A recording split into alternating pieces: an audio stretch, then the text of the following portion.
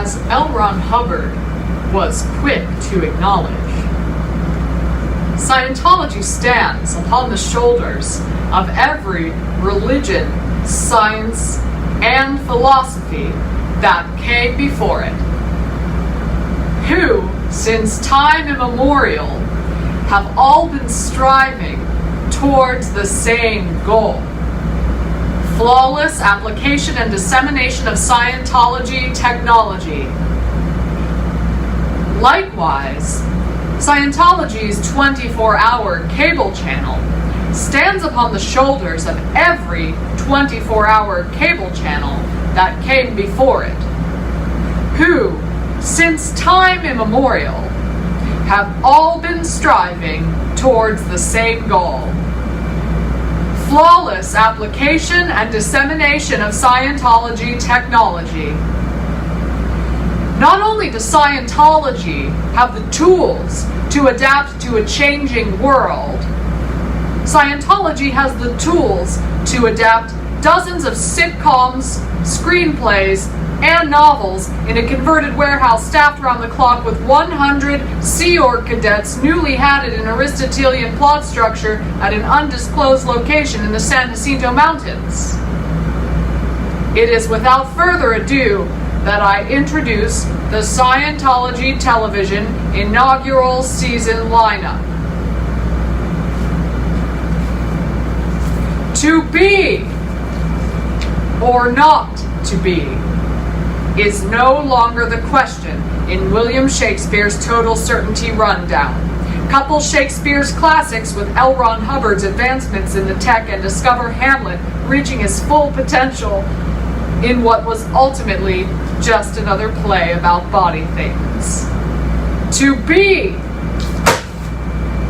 that is total certainty. Orange is the new black is an aberrated statement spreading false data. In Orange is Orange, restoring sanity in the prison system with Scientology, that jail is up and running with Narconon and Criminon. Spoiler alert. There are no spoilers. Scientology technology works every time. Alex Voss gets her past life gender confusion all fixed with Dianetics auditing, while Piper completes a Problems of Marriage correspondence course.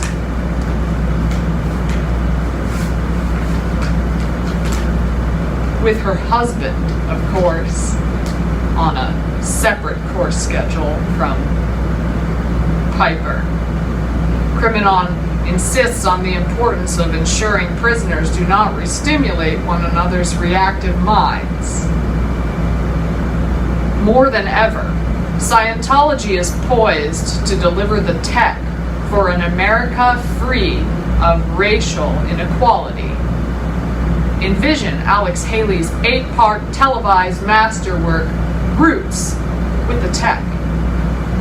In Roots with the Tech, noble Kunta Kinte must save himself from evil slave traders, and fast.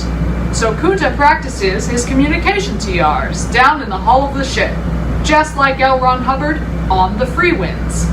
He gets in calm with his captors, teaches them that enslaving your fellow man goes against the 8 dynamics of existence, that your race and gender change lifetime to lifetime, that it makes no sense to attach causes to these variables when the fastest way to a sane and peaceful planet is for everyone who is able to spare just one lifetime or so and join the Sea Org so that we can all go clear, and is released. The biggest debate in our cadet writers' room? But what'll they watch for the other 7 parts of Roots? I'll tell you what. Kunta Kinte, disseminating Scientology and Dianetics technology across the great terrain of Africa and beyond. There is nowhere you cannot apply the tech. Even our critics have a place on the Squirrel Busters Next Generation reality show, with more private investigators, malware, and forged bomb threats than ever before, making the world safe for religious freedom and millennials alike. Don't have cable? not to worry. At a moment of pivotal economic scarcity and historically low movie ticket sales, our dozens of empty orgs positioned strategically across the globe with fully equipped audio-visual facilities are open to the public for free screenings. Perhaps Scientology television's greatest advancement is that artists will never again have to choose between their craft and the tech. I am pleased to announce that all Scientology volunteer ministers in good standing with their coursework will have the opportunity to audition for Scientology Television's weekly hour-long original utopian victory, The Handmaid's Dianetics.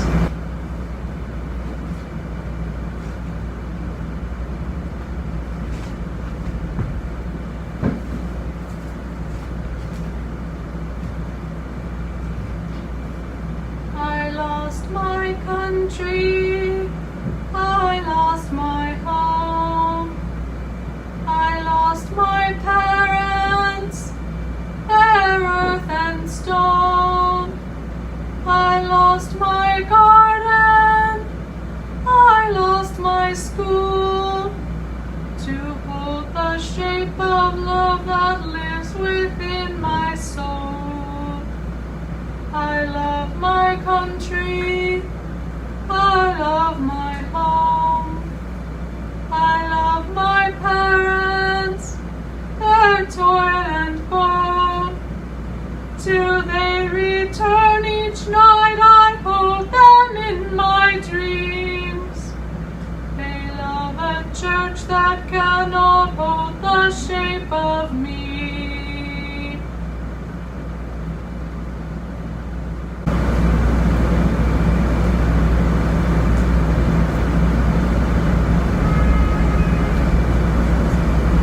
The reason that I really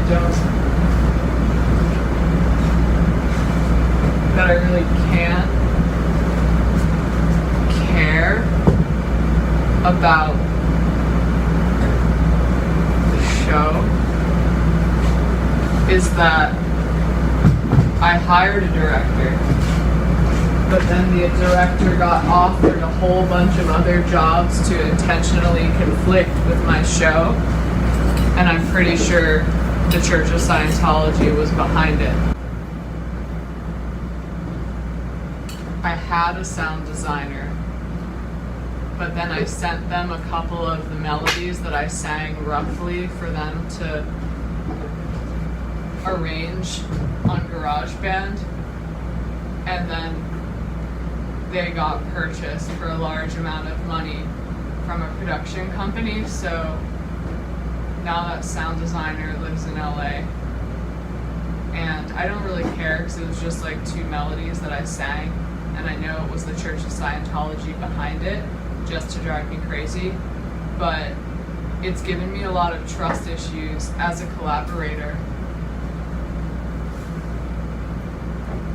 I also think my roommates are hired spies by the Church of Scientology.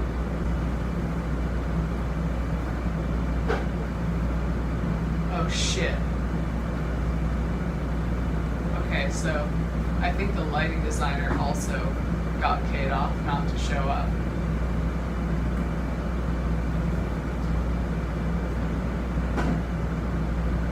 Does anyone here know how to actually do lights?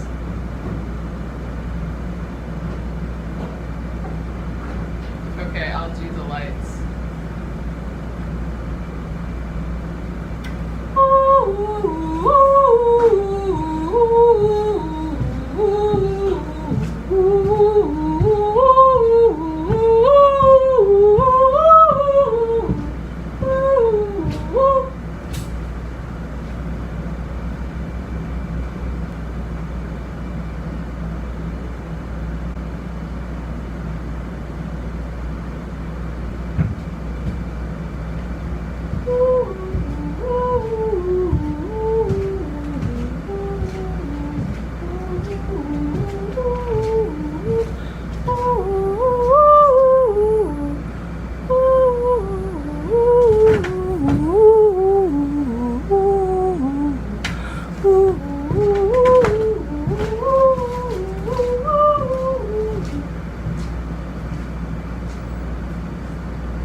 now begin the spy screening portion of the event.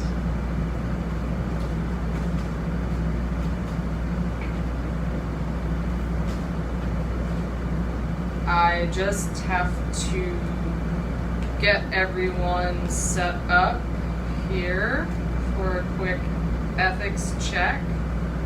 I'm going to go through a brief questionnaire to determine whether or not you are here to commit espionage against me on behalf of the Church of Scientology for my dissident writing. I have attached the electrode to an e-meter app on my iPhone. The electrode will be able to read the impulses in your nervous system that determine whether or not you are telling the truth, or whether or not, more accurately, there is any emotional charge around any of the questions that I pose to you in the following questionnaire. Who would like to volunteer?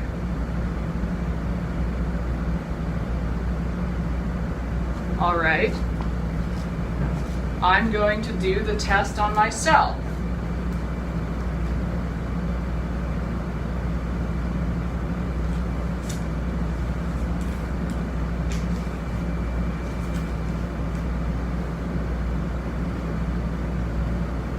Question 1.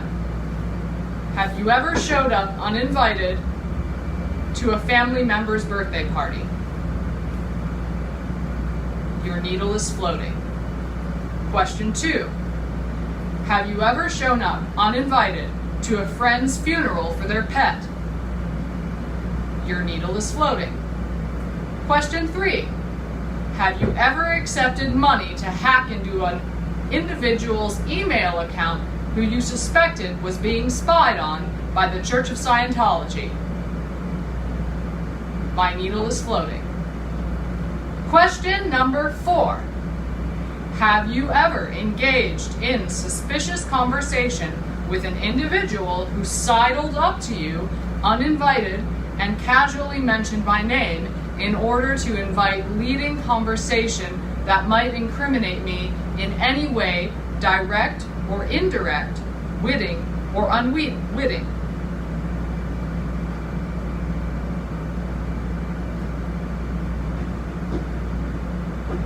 I actually have incriminated myself a number of times in personal conversation with possible Scientology spies who were recording my audio in order to splice it for later incriminating use in my smear campaign or my whistleblowers site on the internet, which I can't find and is probably either only accessible by password or on 4chan.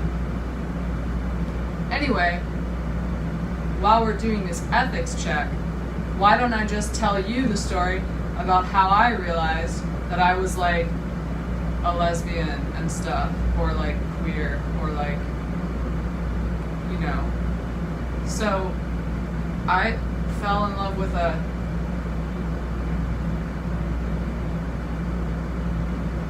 person who I now believe was a honey trap hired by the church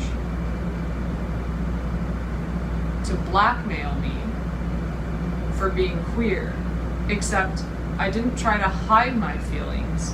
I came out, and so the church paid them to discredit me within the queer community. And every time I try to date someone, they like turn out to be a spy, which I guess is kind of, you know, something everybody has to worry about when they date. But still, I think the church is extra aggressive about it. The other thing is, I'm pretty sure that me and my hired takedown honey trap actually did fall in love, but her girlfriend Noelle is like blackmailing her to keep us apart.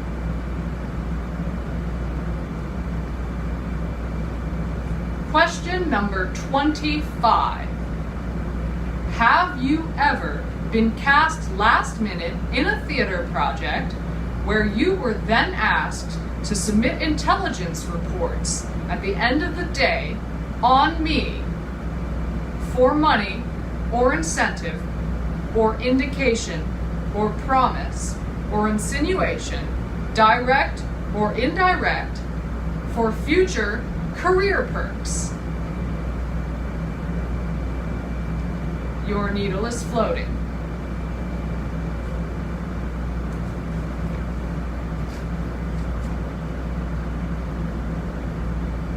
Thank you. The test is complete. I have submitted your results, and we've determined that you are a spy for Scientology's Office of Special Affairs. I expect you to submit 90% of whatever they're paying you to my Venmo account. And I don't know, I guess you can sit back down.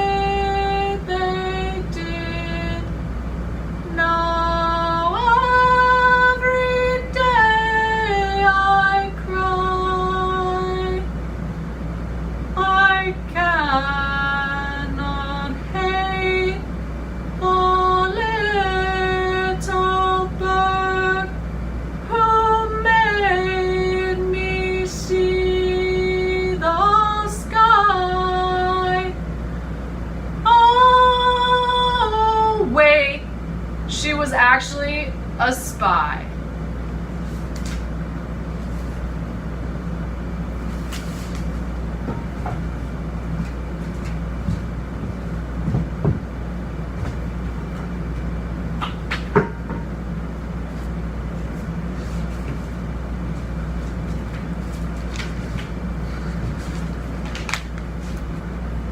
Hi, I just want to say thanks for having me at this Codependence Anonymous meeting.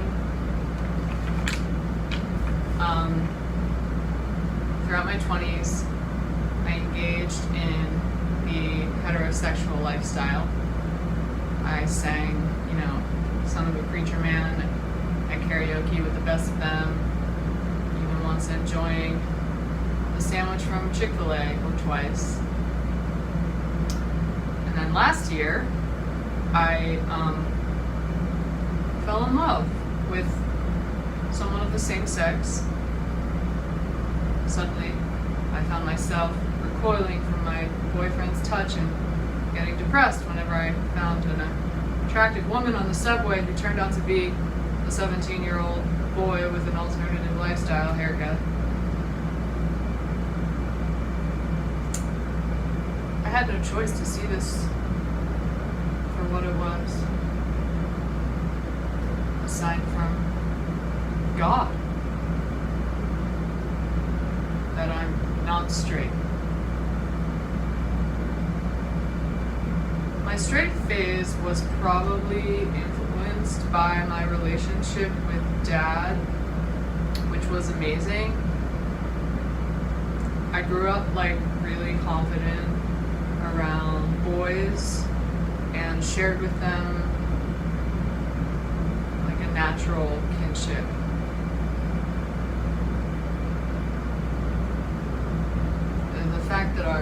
teacher sexualizes,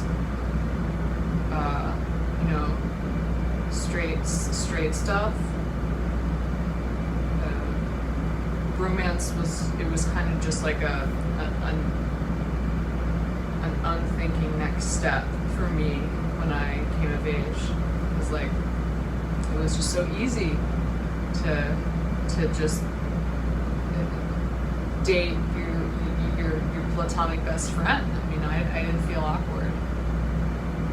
There weren't really hormones involved for me. When I was in college, though, I think I exploited it a little. I really loved the attention that I got from being straight. Most students at my liberal East Coast university, they did the routine sexual awakening and cocaine and stuff that their parents kind of expected. And I just had to, be the different scandalous one by signing up to work for a homophobic cult that my dad joined when I was 10.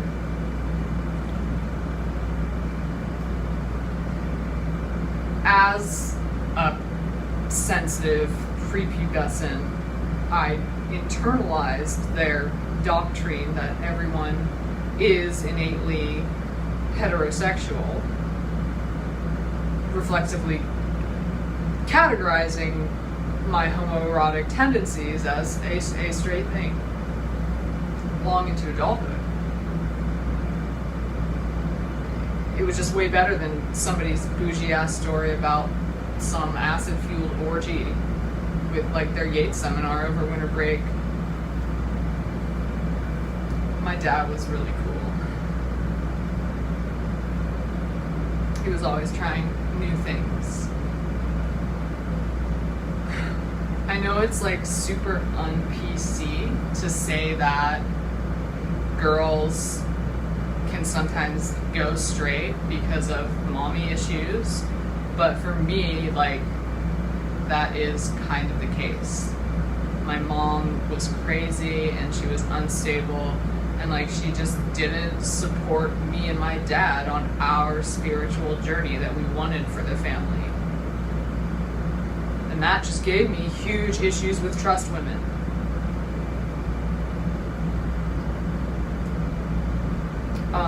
Some might attribute my shift in preference to sexual fluidity.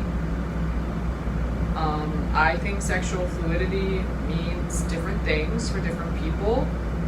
Sometimes it means you were completely fulfilled dating men, but the love of your life is a woman who you're marrying in the fall, and you don't need labels. Sometimes it means you were an unactualized gay kid whose dad became a Scientologist and invited you to join him on the bridge to total freedom. That's TM.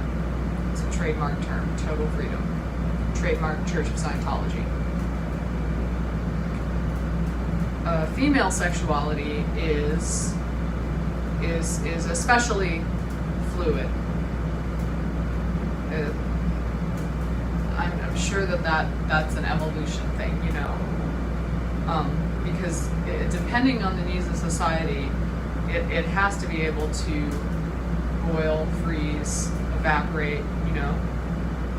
That's just science. It's not. It doesn't have to be a thing, Male sexuality it's solid. Like the stainless steel titanium case tablets that L. Ron Hubbard engraved with his religious texts and then buried beneath the deserts of New Mexico, so that in the future, no matter what happens, civilization will still have Scientology technology.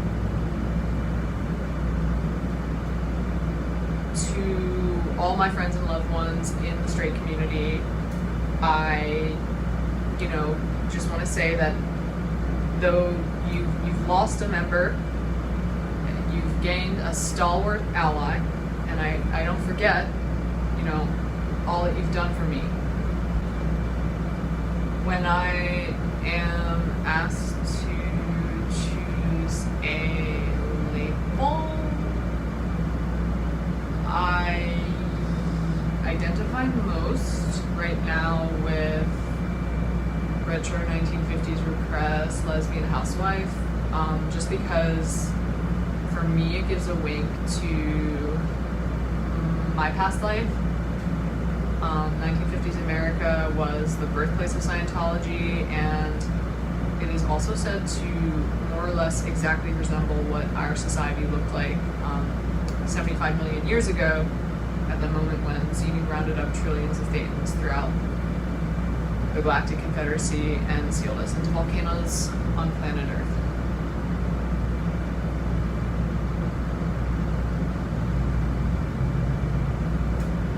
Experimenting with heterosexuality for 28 years has been life-changing. I've made discoveries about myself, many of them gay.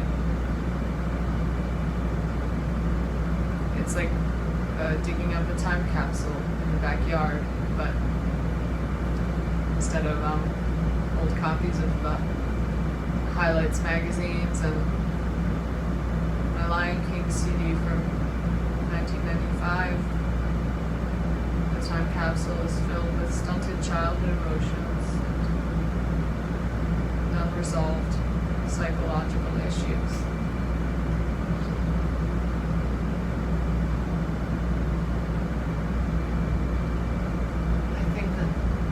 Like Scientology,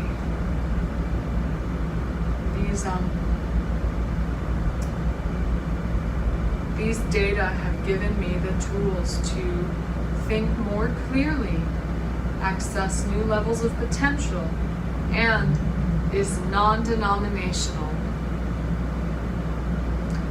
Except it's all completely free of charge. Thank you. Thanks for listening and letting me go over time. That man is a spy. Yes, he is. Yes. In his statement before, he referenced private content of my Word documents that I was working on earlier today. If I try to explain it, I'm going to sound crazy. That man is a spy. I paid cash and took 2 buses here up to the Westchester Community Center in hopes that I would be able to attend a Codependence Anonymous meeting without spies from the church following me.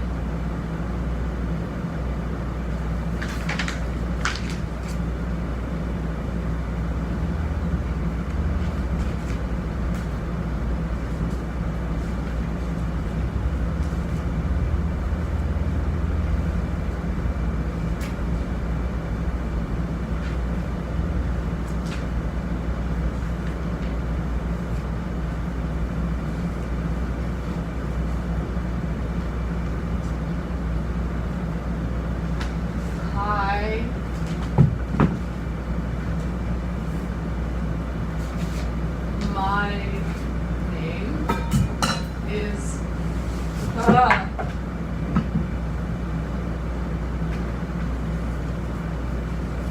Ofhubbard, and I will be auditioning for the queer pop-up Handmaid's Tale themed strip club that I saw advertised on the Facebook Queer Exchange group. I'm new at this, but I thought that it would help me explore my queer religious trauma. Should I just start?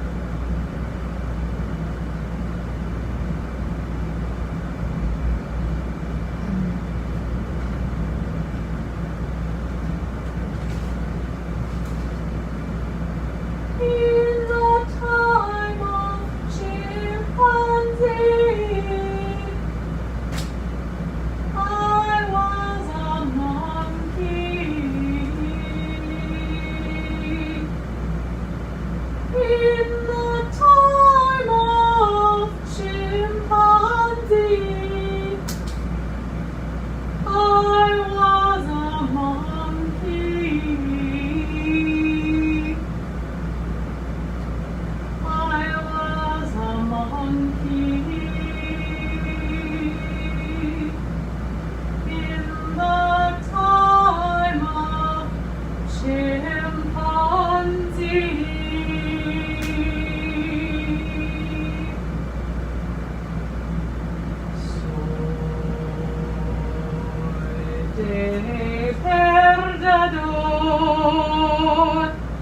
I'm a loser, baby.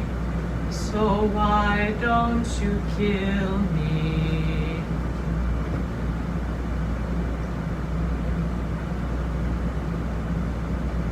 The club isn't the best place to find a lover, so the bar is where I go. Me and my friends doing tilts at the table, drinking fast, and then we talk slow. You talk for hours and hours about the sweet and the sour, and how your family is doing okay.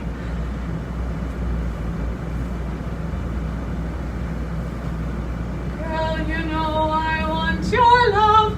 Your love was handmade for somebody like me. Come on now, follow my lead. I may be crazy, don't mind me.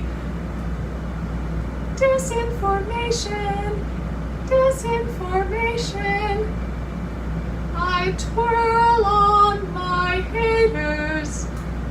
CI interrogators.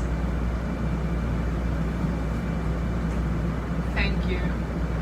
I was going for a less is more kind of vibe in terms of like showing skin and stuff. My Gmail is ofhubbard@religiostrauma.org. Thank you.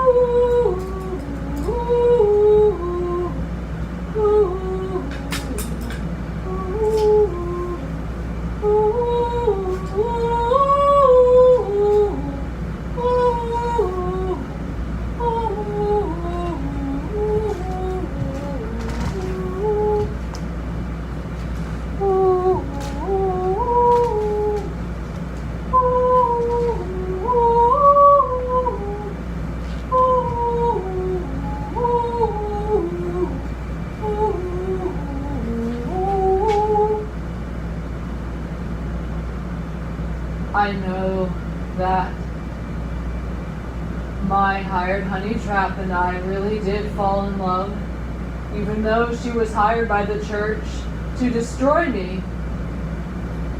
And it's just a matter of time before she comes back for me. But we've had to develop a language whereby we're able to communicate in secrecy. She leaves garbage for me to find with coded message, and I collect it. Language is a code. It is a code for thought. And words can become so precise to the point where they can turn you on perfectly, or they can set you off without you even knowing. We developed a language.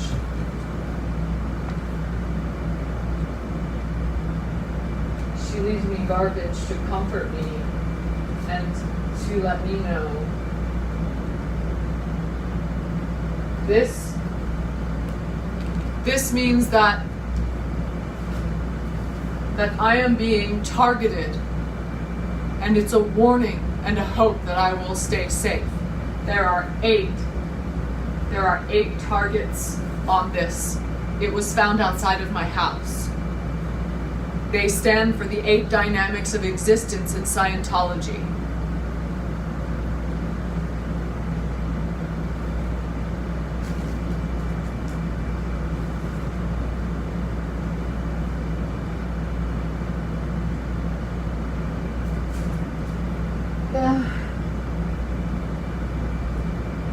In Scientology, L. Ron Hubbard would talk a lot about Pavlov's dogs, who were conditioned to drool every time a bell rang because their food was brought out.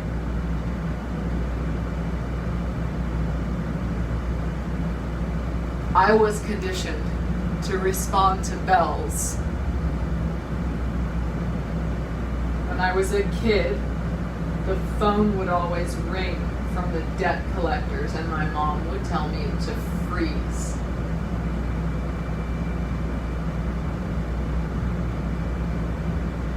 She would say, freeze, don't move, don't answer the phone.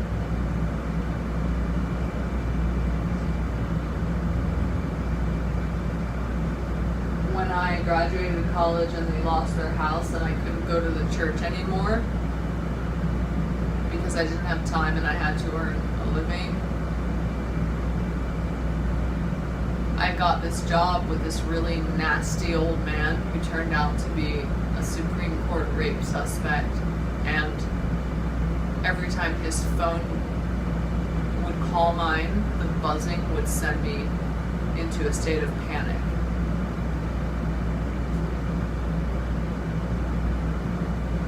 And then, last year, after a mutual acquaintance of myself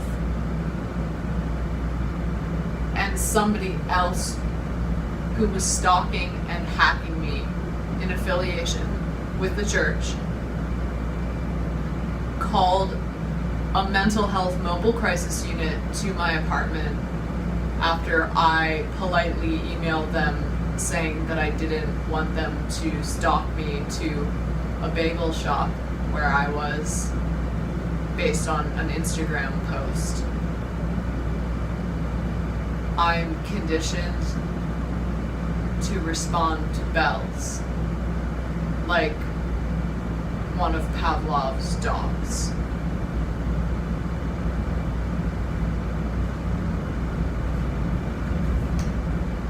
This note I found outside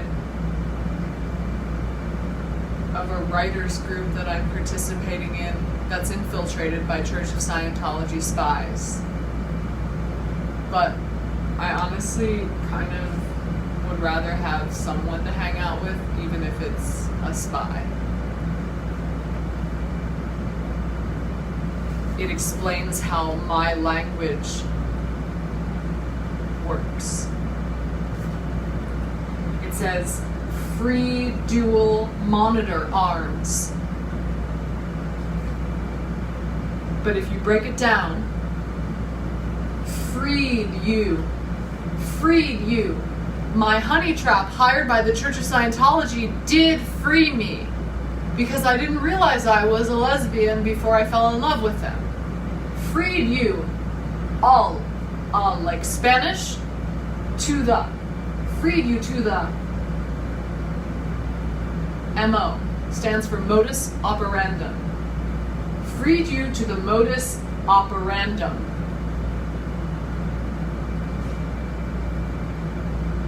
Noel. Monitor arms. Noel. Noel is the name of my honey trap's girlfriend who is still in the church and who's blackmailing her so that we can't be together.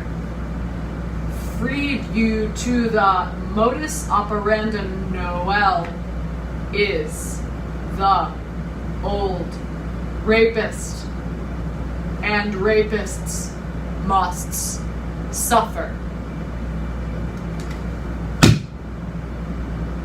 And that is what helped me realize that I am the one who has to destroy Noel so that my honey trap and I can finally be together.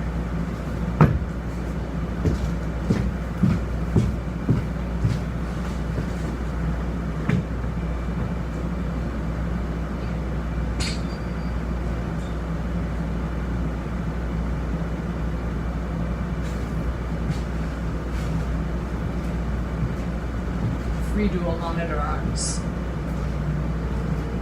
Free dual monitor arms. I've been crafting it for weeks. It works. It works most of the time. It fires most of the time. And I've been practicing. I've been practicing on the targets. I've been practicing every night.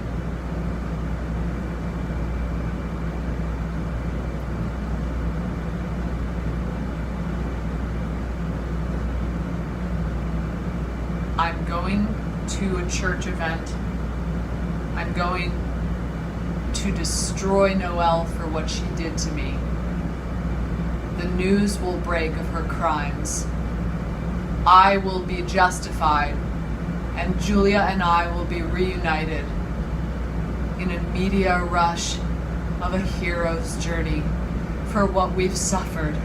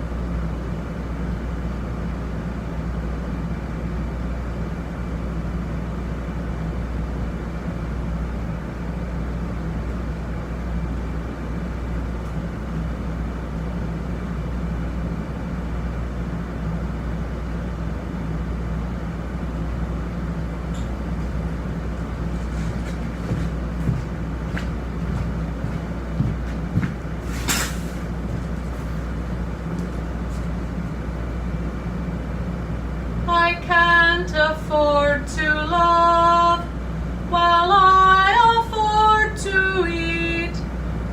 When I try to have both, I tend to end up in the street. It could be so much worse, so I turn the other cheek. Plus joining the Sea Org can pay you $50 a week. And so I'm going clear, a whole new slant on life. Transparency's a myth for communists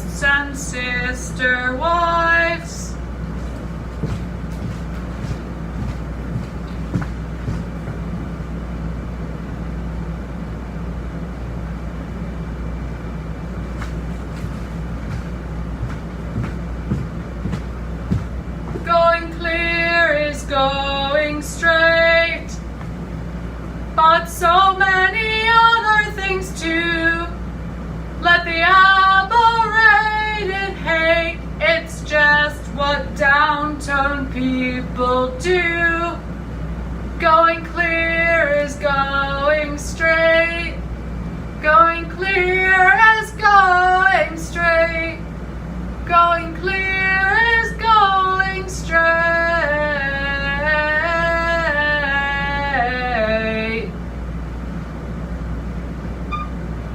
Does somebody mind getting the light booth?